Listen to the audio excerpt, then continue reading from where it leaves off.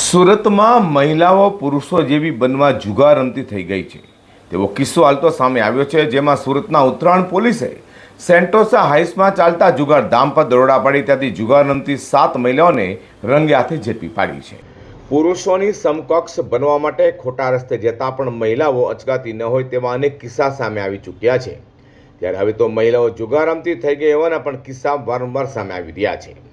Surat police commissioner Anupamsinh Gehlot, joint CP Mahendra Bagadiya, DCP Lagdhirsinh Jhala અને ACP Parth Chovatiya દ્વારા શહેરમાં જુગારની પ્રવૃત્તિઓને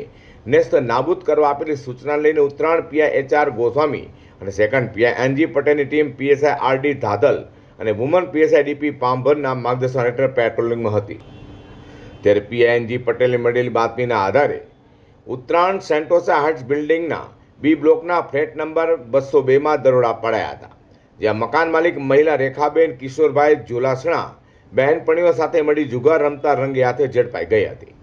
પોલીસે જ્યારે રેડ પાડી તે તમામ જુગારી મહિલાઓ હેપતાઈ ગઈ હતી અને પોલીસ પાસે આજીજી પણ કરી હતી. જોકે પોલીસે તમામ સામે કાયદેસરની કાર્યવાહી હાથ ધરી હતી અને ફ્લેટ માલિક કે જે સેન્ટોસા હાઇટ્સમાં જ રહેતી મૂળ અમરેલીના આંકડિયા ગામની રેખા કિશોરભાઈ બટુકભાઈ જોલાસણા, યોગી ચોક તિરુપતિ સોસાયટીમાં રહેતી મૂળ ભાવનગરના નારી ગામની વૈશાલી અશોકભાઈ બાબુભાઈ મોરડિયા, અમરોલીના રજવાડી પાર્ટી પ્લોટ ખાતે રિદ્ધિ સિદ્ધિ સોસાયટીમાં રહેતી મૂળ ભાવનગરના મહુવાના મોટા ખૂટવડાની મધુમાનસિંહ રણુભાઈ વાળા, મોટા વરાછા ખાતે સાકેત રો હાઉસમાં રહેતી મૂળ અમરેલીના થોવડીની જયશ્રી અરવિંદ ગોવિંદભાઈ પટેલ, છાપરાભાટા ખાતેના સન્ડે રેસિડેન્સીમાં રહેતી મૂળ જૂનાગઢના અજાબની નૈના દીપક નરસિંહભાઈ માવધિયા,